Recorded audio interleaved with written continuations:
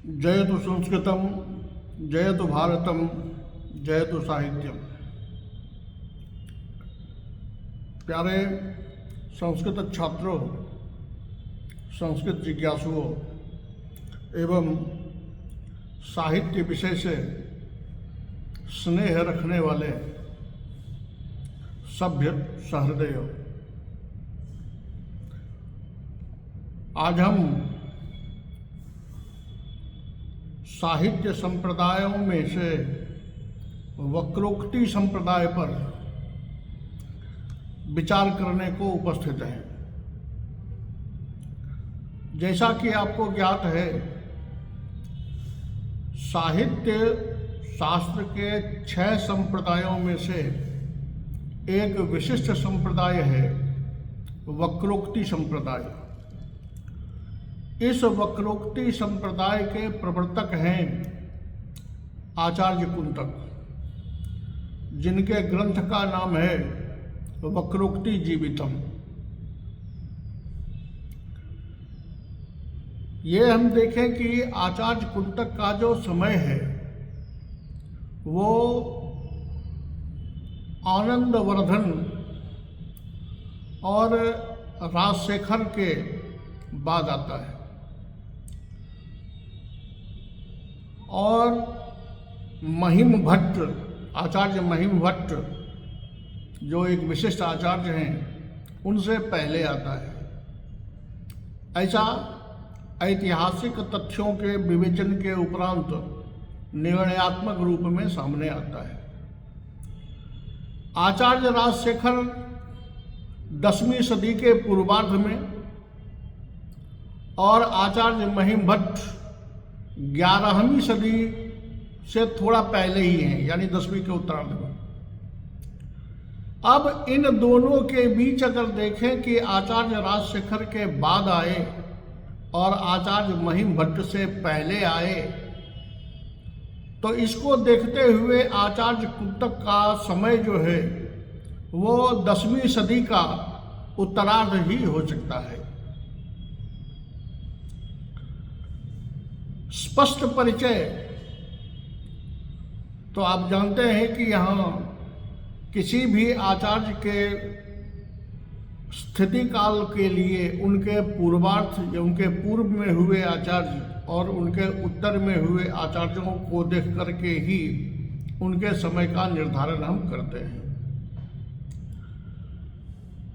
वैसे तो स्वयं आचार्य कुंतक अविधावादी ही हैं। इन्होंने वक्रोक्ति को एक विशिष्ट तत्व माना है और उसी को इन्होंने काव्य का जीवन भूत तत्व माना है, क्योंकि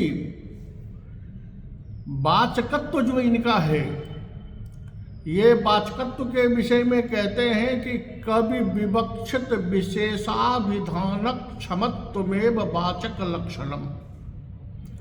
कवि विवक्षित विशेषाभिधान यानी कवियों की जो विशेष विवक्षा है, कवि जो विशेष रूप में कहना चाहता है, उसकी क्षमता, उसको बताने की क्षमता जिस शब्द में है वही वाचक है। तो अब इन्होंने जो ये 2 चीजें कह रहे हैं, तो इनका सारांश क्या है, सार तत्व क्या है, ये जानना अपेक्षित है। वस्तुतः अविधावादी होने के कारण इनके लिए शब्द और अर्थ जो है वही मूल चीज है, और वो शब्द जो है वही इनके लिए अलंकार्य है। तो शब्दार्थो सहितो काव्यम पहले से आ रहा है, और ये स्वयं मानते हैं कि सालंकारस्य काव्यता, अलंकार से युक्त जो शब्द है उसमें काव्यता है। तो अब उस अलंकार्य और अलंकार को अलग करने के लिए आखिर उन शब्दों में जो अलंकार्य भूत इनका है उनमें कौन सा ऐसा तत्व है जो लोकोत्तर चमत्कार को सिद्ध करता हो? कुछ तो ऐसा होगा, क्योंकि ये स्वयं कहते भी हैं कि लोकोत्तर चमत्कार कार्य वैचित्र्य सिद्ध है, काव्यस्यायमलंकारः कोऽप्यपूर्वो विधीयते। लोकोत्तर चमत्कारकारी, लोकोत्तर चमत्कार को प्रतिपादन करने वाला जो वैचित्र्य है, जो विचित्रता है, उसकी सिद्धि के लिए ये मैं कोई नया अलंकार बता रहा हूं। तो ये नया अलंकार बता रहा हूं, तो आखिर ये नया अलंकार क्या है? तो जो परिभाषा हम पहले से पढ़ते आ रहे हैं कि शब्दार्थो सहितो काव्यम पढ़ा, रीति संप्रदाय में रीतिरात्मा काव्यस्य पढ़ा, अलंकार के समय में अलंकार पर अधिक महत्व दिया गया। अब ये कहते हैं कि उन शब्दों में वक्रोक्ति जो है वही वस्तुतः लोकोत्तर चमत्कार करने वाला है, या लोकोत्तर चमत्कारकारी जो वैचित्र्य है उसकी सिद्धि करने वाला है। तो हमें जानना पड़ेगा कि वस्तुतः ये वक्रोक्ति है क्या। ये याद रखें कि जो हम अलंकार की श्रेणी में वक्रोक्ति अलंकार पढ़ते हैं, वो वक्रोक्ति अलंकार ये नहीं है। उस वक्रोक्ति अलंकार में तो हम पढ़ते हैं कि जब किसी व्यक्ति के कथन को दूसरा व्यक्ति दूसरे अर्थों में ग्रहण कर लेता है और उसके अनुसार वो अपना उत्तर करता है, पुनः जो दूसरा व्यक्ति है वो प्रयुक्त शब्दों के दूसरे अर्थ को अन्यार्थक, अर्थात जिस अर्थ में उसको वक्ता ने प्रयोग किया है उस अर्थ को छोड़कर दूसरे अर्थों को जब ग्रहण कर लिया जाता है तो वो वक्रोक्ति होती है। लेकिन वो वक्रोक्ति यहां नहीं है। यहां ये कहते हैं आचार्य कुंतक कि शब्दार्थौ सहितौ वक्र कवि व्यापार शालिनी बंधे व्यवस्थितौ काव्यम तद्विदाह्लादकारिणी। कि शब्दार्थौ जो है वो काव्य तो है, लेकिन वक्र कवि व्यापार शालिनी बंधे व्यवस्थितौ, कवियों का अपना एक वक्र व्यापार है। यानी कवि किसी भी वस्तु को अपने एक अलग प्रकार से उसको उपस्थापित करते हैं। तो ये कवियों की जो वक्रता है, जो सीधी तरह से न कहकर उसको थोड़ा घुमा के आलंकारिक ढंग से उसको कहते हैं, तो कवियों के वचनों की जो ये वक्रता है, कवियों के विचार की जो ये वक्रता है, उपस्थापित करने की शक्ति में जो ये वक्रता है, उसको ये वक्रोक्ति कहते हैं। और कहते हैं कोई भी विषय वस्तु जब कवियों का जो वक्र व्यापार है, उस वक्र व्यापार शाली बंध में, वक्र व्यापार वाले बंधन में जब शब्दार्थ, जब शब्द पिरोया जाता है, तभी वो शब्दार्थ काव्य होता है, अन्यथा वो काव्य नहीं होता। अर्थात उन शब्दार्थ में चमत्कार तभी आता है जब वो कवि के वक्र व्यापार वाले बंधन में बंधता है, अन्यथा वो काव्य नहीं हो सकता। तो इस तरह इनका वक्रोक्ति जो है, अब वक्रोक्ति अलंकार से अलग तो हो ही चुका है, कवियों के द्वारा अपनाया जाने वाला वह व्यापार जिसमें सामान्य बातों को भी आलंकारिक ढंग से एक नए प्रकार से प्रस्तुत किया जाता है। जैसे सामान्यतः हम जब व्यवहार में बात करते हैं तो एक सामान्य बात होता है कि सूरज के उगने पर कमल खिलता है, और कवियों का जब व्यापार होता है तो वो इस तरह से बात नहीं करते। वो कहेंगे कि चिर वियोगिनी कमलिनी अपने पति के आगमन की आशा में अब थोड़ी थोड़ी हर्षित हो रही है। ये जो कहने का ढंग है, तात्पर्य वही है कि सूरज के उगने पर कमल जो है वो खिल रहा है, लेकिन कवि ने उस कमलिनी पर वियोगिनी का आरोप किया और सूरज पर नायक का आरोप किया। तो जैसे वियोगिनी नायिका अपने पति के आगमन की सूचना पाकर के हर्षित हो जाती है, उसी तरह प्रातः काल में कमलिनी हर्षित हो रही है। अब उन्होंने ये रूपक लगा करके जो बातें उपस्थापित की है, ये ढंग, ये व्यापार जो है वही काव्य में काव्यता लाता है, अन्यथा वो सामान्य शब्द बनकर रह जाता है। अब इनका कहना है कि हर एक जगह वो वक्रोक्ति होती है। इसी वक्रोक्ति को सिद्ध करने के लिए इन्होंने स्वभावोक्ति का खंडन किया, क्योंकि स्वभावोक्ति भी एक अलंकार होता है जिसमें वस्तु के स्वभाव का वर्णन होता है। तो इनका कहना है कि सभी वस्तुओं का तो अपना स्वभाव होता ही है। अगर सभी जगह उस स्वभाव को स्वभावोक्ति अलंकार मान लिया जाए, तब तो एक स्वभावोक्ति अलंकार सब जगह वर्तमान रहेगा। उसके बाद उपमा, रूपक, उत्प्रेक्षा आदि आएंगे, और दोनों के मिलने पर तो सभी जगह संकर या संसृष्टि ही हो जाएगा, कहीं कोई अलंकार नहीं हो पाएगा। इसलिए स्वभावोक्ति अलंकार नहीं है। वक्रोक्ति जो है वही एक अलंकार है, जो कि इन्होंने पहले कहा कोप्यपूर्वो विधीयते, एक अपूर्व अलंकार, यानी जो पूर्व में नहीं है। तो अब पूर्व में नहीं है तो पहले से वक्रोक्ति अलंकार तो था,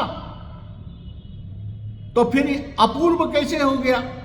अपूर्व इसलिए हुआ कि वक्रोक्ति अलंकार की जो परिभाषा है वो इनका काव्य जीवन नहीं है।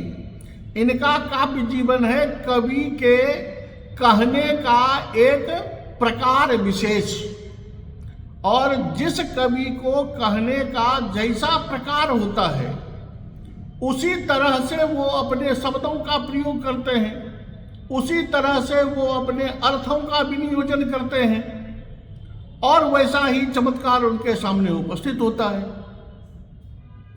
तो ये कवि का जो एक वक्र व्यापार इन्होंने स्वीकार किया कि सामान्य लोग सामान्य रास्ते से चलते हैं, सामान्य बातें करते हैं, और कवि लोग उसी बात को थोड़ा आलंकारिक ढंग से अलग प्रकार से बात करते हैं।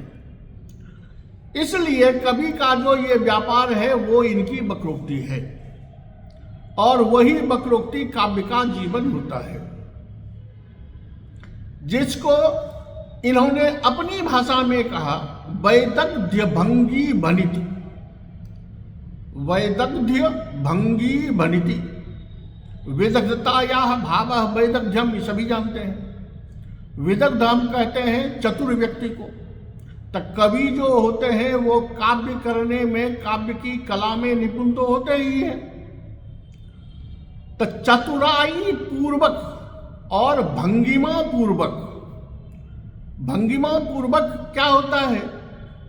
तो उसको आप व्यावहारिक रूप में देखें तो आपने एक सामान्य आदमी सड़क पे चलता है, उसकी चाल में, और मंच पर एक नट या एक नायिका जब चलती है तो उसके चाल में, उसकी गति में अंतर होता है,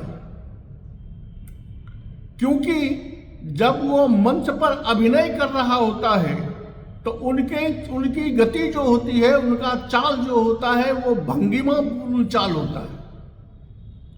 और सामान्य व्यक्ति जब चलता है तो उसमें कोई भंगिमा नहीं होती, उसमें कोई विशेष विलास नहीं होता।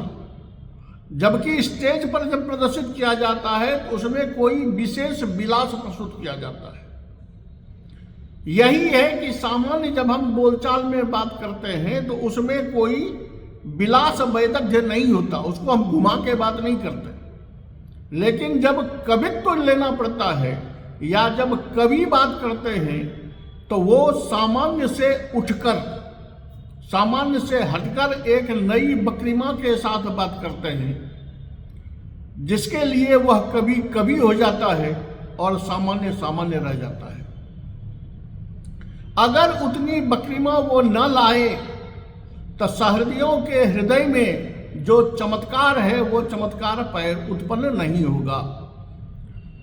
चाहे जिस भी अलंकार का प्रयोग करते हैं कवि, जहां भी वो अपने हिसाब से उसमें चमत्कार लाने के लिए ही प्रयोग करते हैं, चाहे उपमा हो, उत्प्रेक्षा हो, व्यतिरेक हो, जो भी अलंकार हो वो वैसा ही प्रयोग होता है। क्योंकि सामान्यतया जब हम कहेंगे कि यह नायिका बहुत सुंदर है तो इसमें कोई विशेष चमत्कार नहीं होगा, क्योंकि इतनी बात सब कोई समझ जाते हैं। और उसी को जब कहा जाएगा कि आज साक्षात चांदनी को हमने धरती पर चलते हुए देखा, साक्षात चंद्रिका धरती पर चल रही है, तो अब सहृदयों का हृदय यह सोचने पर मजबूर हो जाता है कि ये क्या हुआ। तब वो आगे सोचते सोचते पहुंचता है कि वो कोई सुंदरी नायिका जा रही है जिसके विषय में ऐसी बातें हो रही हैं। तो सहृदयों को इतना सोचने के लिए जो विवश कर देता है वो है कवियों की कथन की वक्रता, और वही वक्रता शब्दार्थ में काव्यता को प्रमाणित करता है, काव्यता को लाता है, सरस बनाता है, चमत्कृत करता है। क्योंकि शब्द और अर्थ सामान्यतः सभी लोग प्रयोग करते हैं, ये सभी जानते हैं। स्वयं आचार्य कुंतक भी कहते हैं कि शब्दों विवक्षितार्थ है वाचको अन्य स्वपि सत्स्वपि। विवक्षितार्थ का वाचक, जो विवक्षित अर्थ है उसका जो प्रतिपादन करने वाला है वह शब्द है, और अर्थ जो है सहृदयाह्लाद कार्य स्वस्पंद सुंदर, सहृदयों के हृदय को आह्लाद देने वाला जो है वो अर्थ है। तो कहते हैं ये शब्दार्थ जब सब जगह है ही तो फिर इसमें काव्यता कहां से आती है। शब्दार्थ तो सब जगह है, चाहे सामान्य व्यक्ति बोले चाहे कवि लोग बोले। तो कहते हैं देखिए, साहित्य की जो परिभाषा आचार्य कुंतक ने की है वो अपने में एक विशेषता लिए हुए है।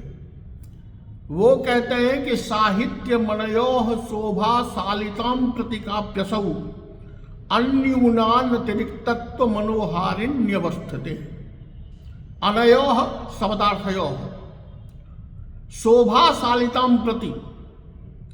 तो शोभाशालिता सा चमत्कार व्यवस्था जस्य चमत्कारस्य कृते सहृदयाः उन्मुखाः भवन्ति यत् रसपदेन व्यवह्रियते आनंदात्मक रूपेण तदर्थम किमपि भवति आवश्यकम अनयोः शब्दार्थयोः किमपि तादृशं तत्त्वम् आवश्यकम् अस्ति जेन शब्दार्थयोः अलौकिकानंदोत्पत्तिर्जायते। लोकोत्तर चमत्कार कार्य वैचित्र्य सिद्ध है। लोकोत्तर चमत्कार करणार्थम लोकोत्तर चमत्कार प्राप्त है किमपि विशिष्टम तत्वम अस्ति जस्य प्रयोगम करोति कवि तदेव जत् कवि करोति तदेव कवेह वक्रता। स्थिति कीदृशी भवति? अन्यूनानतिरिक्तत्व मनोहारिण्यवस्थितिः कवेह जा वक्रता कवेह कथनस्य जा भंगिमा तत्र शब्दार्थयोर मध्ये कस्यापि एकस्य वैशिष्ट्यम एकस्य न्यूनत्वं न भवति। आचार्य कुंतक के अनुसार शब्द और अर्थ दोनों की स्थिति, चमत्कारिक स्थिति दोनों की बराबर होती है। अन्यून अनतिरिक्तत्व यानी कि एक ज्यादा चमत्कारकारी हो एक कम चमत्कारकारी हो, ऐसी स्थिति नहीं होती है। दोनों जहां समान चमत्कारिता को प्राप्त करता है वहां जाकर के काव्यत्व की प्राप्ति होती है। अब यह समस्या जरूर आती है कि क्या शब्द और अर्थ जो है दोनों समान रूप से चमत्कारकारी सर्वत्र नहीं होता है क्या? तो देखिए, होता यह है कि कहीं शब्द का चमत्कार ज्यादा हो जाता है, कहीं अर्थ का चमत्कार होता है। जब हम आचार्य मोहम्मद की काव्य परिभाषा में अधम काव्य का उदाहरण पढ़ते हैं तो वहां स्पष्ट है कि एक जगह शब्द का ही चमत्कार देखा जाता है और एक जगह उन्होंने दिखाया है अर्थ का चमत्कार देखा जाता है। उसको अगर शब्द के चमत्कार के बल से चमत्कृत हो रहा है तो आचार्य मोहम्मद ने भी उसको अधम काव्य में गिना है। यद्यपि हर एक जगह एक दूसरे की अपेक्षा तो होती ही है। शब्द का चमत्कार होगा उसमें भी कहीं न कहीं अर्थ की चमत्कारिता तो अपेक्षित है ही, और अर्थ का चमत्कार विशेष है तो शब्द की भी सहयोगिता तो है ही। लेकिन विशिष्ट काव्य वो तब बनता है जब शब्द का भी उतना ही चमत्कार हो और अर्थ का भी उतना ही चमत्कार हो।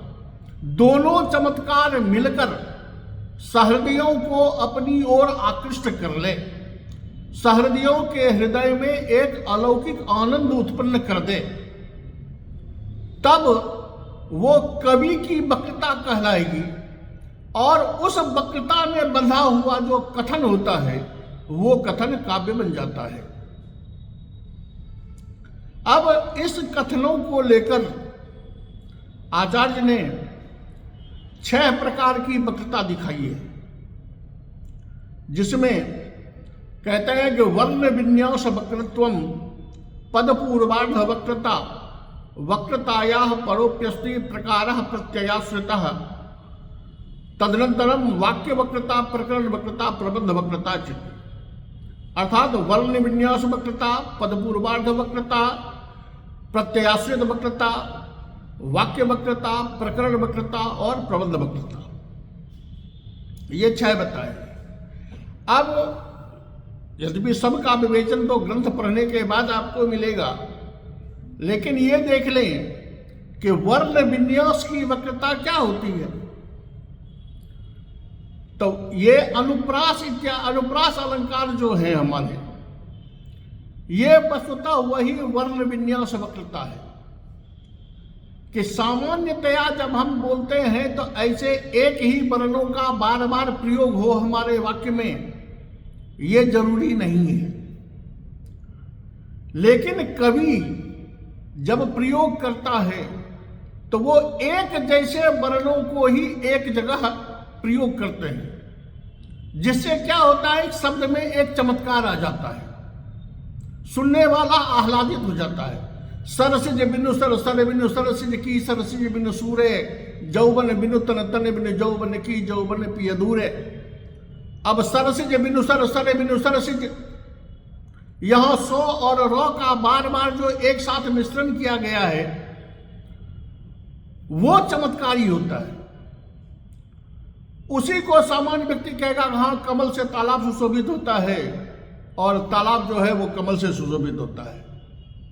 अब देखिए कि यहां वर्ण का वैचित्र्य नहीं है, लेकिन सरसिज बिनुसर सरबिनु सरसिज जब कवि ने प्रयोग किया तो वहां स और रो का जो है वो समुचित क्रम, एक विशेष क्रम उपस्थित होता है जो एक नया चमत्कार पैदा करता है।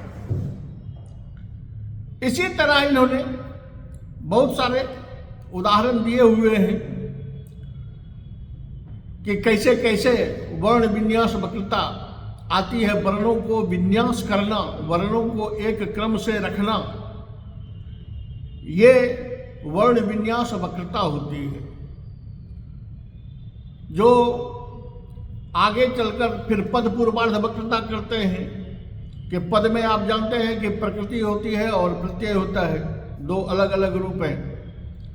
तो यमकादि अलंकार जो है जिसमें पद की वक्रता आती है, यानी एक जैसा ही पद प्रयोग होता है और उस पद को प्रयोग करने की क्षमता उस कवि में होता है कि अर्थ के चमत्कार को बरकरार रखते हैं। अर्थ जो होता है उसका वो चमत्कार कम नहीं पड़ता है और शब्द का भी चमत्कार कम नहीं पड़ता है, दोनों का चमत्कार एक समान होता है। एक वाक्य में जाकर के नया कोई चमत्कार उत्पन्न हो जाता है। तो इस तरह इन्होंने 6 प्रकार की वक्रताएं बताई हैं कि कवि लोग जिसको प्रयोग करते हैं। एक तो वर्णों के प्रयोग में वक्रता लाते हैं, पद के प्रयोग में वक्रता लाते हैं, प्रत्यय के प्रयोग में वक्रता लाते हैं कि कौन सा प्रत्यय किस जगह पर कहां कैसे प्रयोग किया जाए तो वो और ज्यादा चमत्कार उत्पन्न कर देगा। वाक्य, कौन सा वाक्य किस जगह पर किस ढंग से प्रयोग किया जाए कि जैसे कि जब आप आचार्य दंडी का वाक्य सुनते हैं तो उनका लालित्य से भरा हुआ ऐसा पद होता है जो सहृदयों को अपनी ओर आकृष्ट कर लेता है। तो वो उनके वाक्य प्रयोग करने की क्षमता है कि वो ऐसे वाक्यों का प्रयोग कर सकते हैं जो सुललित हो और शब्दार्थ की चमत्कृति से भरा हुआ हो। उसी तरह प्रकरण वक्रता आती है। अब हरेक प्रकरण को उपस्थापित करने की भी कवि की एक कला होती है। हरेक आदमी हरेक प्रकरण को सही ढंग से उपस्थापित नहीं कर सकता कि किस बात को हमें किस जगह पर जाकर किस तरह से प्रस्तुत करना है, ये भी एक कमाल की चीज है। और इसी के लिए कवि का जो नाटक है, कवि की जो कथा होती है, वो सहृदयों को आनंदित करती है। क्योंकि कवि को अगर एक लाइन कहना है, अच्छी बातें कहनी है, तो वो सीधी बातें नहीं कह देते, अपितु अपनी कथा में ऐसी भूमिका बनाते हैं कि सहृदयों को पहले उस स्थान पर ले आते हैं जहां जाकर के कवि को जो कहना है वो बातें सहृदयों के हृदय में पूर्ण रूप से निविष्ट हो जाता है। तब प्रकरण वक्रता भी कमाल है। जैसे कि अभिज्ञान शाकुंतलम में आपने पढ़ा होगा कि वहां जो भौरे का वृत्तांत कवि ने उपस्थापित किया है, यद्यपि उस भौरे का प्रकरण कालिदास ने केवल इसलिए उपस्थापित किया है कि राजा का प्रवेश हो सके, लेकिन वहां भौरे के प्रकरण को कवि ने इस हिसाब से प्रस्तुत किया है कि सहृदयों को एक नया तत्व वहां उपस्थित मिलता है। तो कवि हरेक जगह अपने अपने हिसाब से उसको प्रस्तुत करते हैं। प्रबंध भी अलग अलग प्रकार के हैं। प्रबंध वक्रता, प्रबंध तो आप काव्य को कहते हैं, महाकाव्य को कहते हैं, उसमें भी अपनी एक वक्रता होती है कि किसी बात को कहने की जो क्षमता होती है, कहने का जो ढंग होता है, बात को उपस्थापित करने लिए, पूरी कथा को पिरोने की एक क्षमता होती है, एक विशेष प्रकार होता है, वो हर एक कवियों का अलग अलग होता है। तो कथा में भी वैचित्र्य आता है। तो कथा में वैचित्र्य लाने के लिए कवि को इन सब का आश्रय लेना पड़ता है, और जब कवि इन सब का आश्रय लेता है तभी उसमें वो वक्रता आती है, वो वक्रता, वो चमत्कार उत्पन्न करता है जो सहृदयों को आनंद दे सके। तो लोकोत्तर चमत्कारकारी, क्या लोकोत्तर चमत्कारकारी हो गई वो वक्रता, और उस वक्रता के बंधन में जब शब्दार्थ को पिरोया जाता है तब वह काव्य बनकर तैयार होता है। तो ये आचार्य कुंतक द्वारा प्रतिपादित वक्रता का सिद्धांत है, और यही वक्रता इनके लिए काव्य का जीवन है। इसीलिए इन्होंने अपने ग्रंथ का नाम ही रखा है वक्रोक्ति ही काव्य जीवितम, अर्थात वक्रोक्तिरेव काव्यस्य जीवनम। वक्रोक्ति क्या है, ये अब तक आप समझ चुके होंगे कि ये वक्रोक्ति होती है। इस वक्रोक्ति काव्य जीवितम जो इनका ग्रंथ है, इसमें 4 उन्मेष हैं। पहले उन्मेष में इन्होंने काव्य का प्रयोजन, काव्य का लक्षण एवं 6 प्रकार की वक्रता का उल्लेख किया है। दूसरे उन्मेष में वर्ण विन्यास वक्रता, पदपूर्वार्ध वक्रता और प्रत्यय वक्रता का सांगोपांग विवेचन किया है। कारिका भी इन्होंने खुद लिखी है और वृत्ति भी इन्होंने खुद लिखी है, और वृत्ति में इन्होंने बहुत स्पष्ट करके दीर्घ परंपरा में अपनी बातों को इन्होंने समझाया है, विविध प्रकार के तर्कों द्वारा अपने बातों को समझाया है। तृतीय उन्मेष में वाक्य वक्रता का विस्तार पूर्वक विवेचन किया गया है। इसमें अर्थालंकार जो है वो अधिकतर अर्थालंकारों का विनिवेश इस वाक्य वक्रता में हो जाता है, और चौथे प्रकरण में, चौथे उन्मेष में जाकर प्रकरण वक्रता और प्रबंध वक्रता का विवेचन किया गया है। यह है इनका वक्रोक्ति जीवितम नामक ग्रंथ। इस तरह हम देखते हैं कि इस वक्रोक्ति जीवितम में एक नया सिद्धांत प्रतिपादित कर इन्होंने एक नए सिद्धांत को जन्म दिया, जो विद्वानों के बीच में समादृत है। जैसे ध्वनि के द्वारा ही रस प्राप्त हो सकता है ध्वनि सिद्धांत में, उसी तरह यहाँ वक्रता के द्वारा ही वो रस, वो आनंद, वो अलौकिक चमत्कार प्राप्त हो सकता है। इसलिए इनका मानना है कि वक्रोक्तिरेव काव्यम, अर्थात काव्यस्य जीवनम।